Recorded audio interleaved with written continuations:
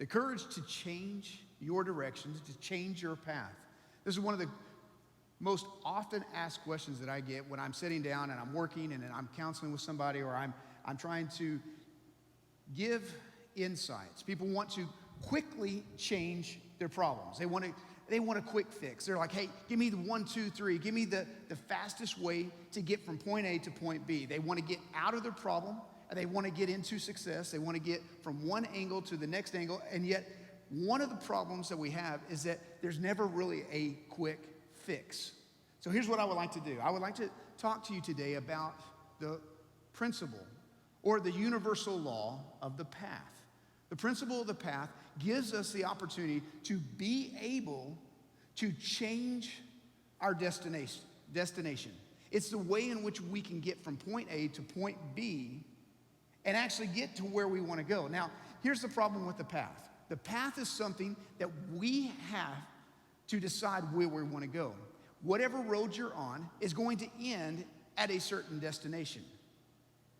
The reality of the law of the path is this, is that whether you choose to agree with it or not, whether you choose to acknowledge it or not, the principle is at work inside of you. The principle is at work all around you. You can fight it, you can argue it, but when it's a universal law, it is going to be true no matter what. So here's how it works.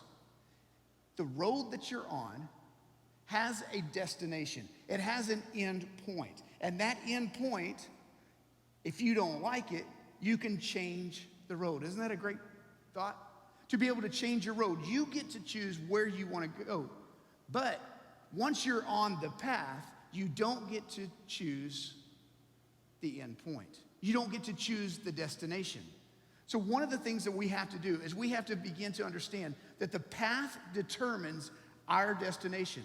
And if we don't like where we're at, then we have to have the courage to change. Now, to change, that's going to take courage. Why? Because it's going to require us to do something different. It might require acknowledging that the path that we're on, the road that we're on, was incorrect in the first place. Maybe it was a bad choice. Maybe it was a choice that we took 5 years ago, 2 years ago. Maybe it was something that we even started back when we were teenagers. And now we're looking at where we're at. We're looking at the results of our lives. We're looking at how everything's playing out. And we're looking around going, man, I can't believe where I'm at. I can't believe how I got here. Well, how you got here is based on the choices and the path that you chose to get on years ago.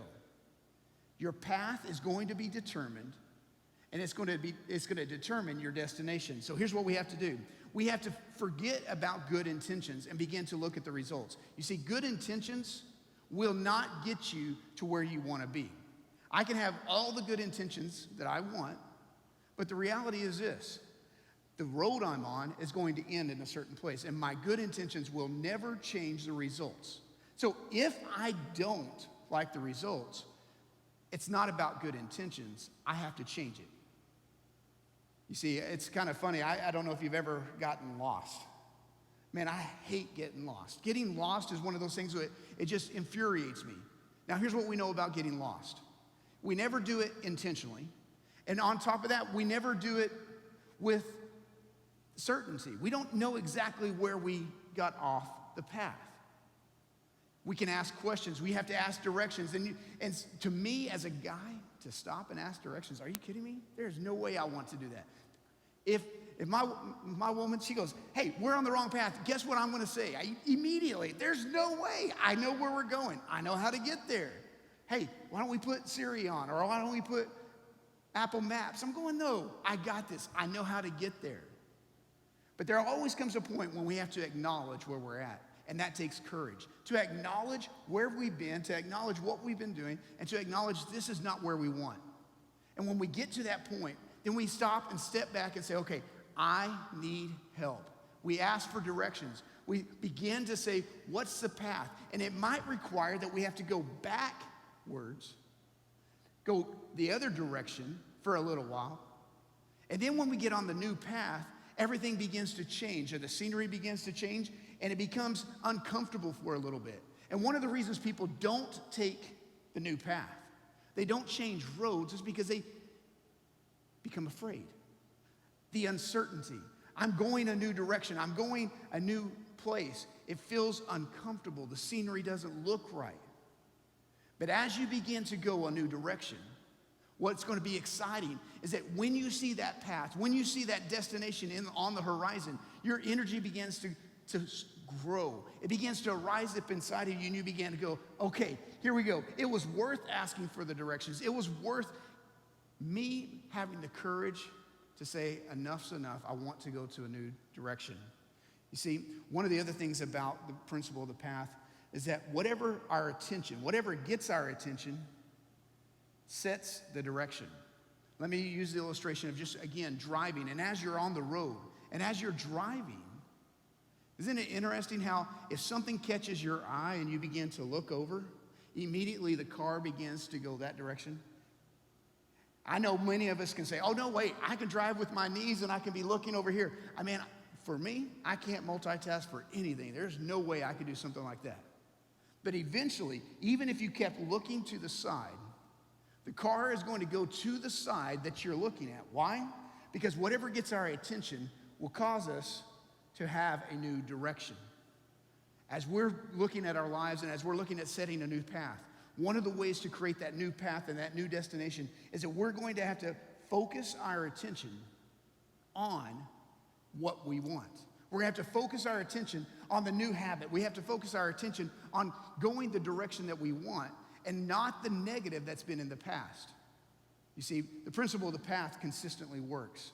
And what I love about it is that as humans, God has given us the unique ability to determine the direction we want to go. You see, this is so unique. In all of creation, animals, they have to do what their instincts tell them. Ducks have to fly south for the winter. But as a human, I can choose, if it's winter, I can choose to go north and go to the mountains and go skiing if I want to. A bear has to do what? Hibernate. A salmon has to go upstream when it's time to spawn. What an amazing gift. God has given us the opportunity. You have the opportunity. You begin to create your own future, and tomorrow's reality is going to be determined by the path and choices that you make right now. To get on the path, to get off the path, to make a change. So I want to encourage you. It is worth the effort to get on the new path, going the new direction, and you get to call it, you get to choose it. So have the courage to take that step in that new direction.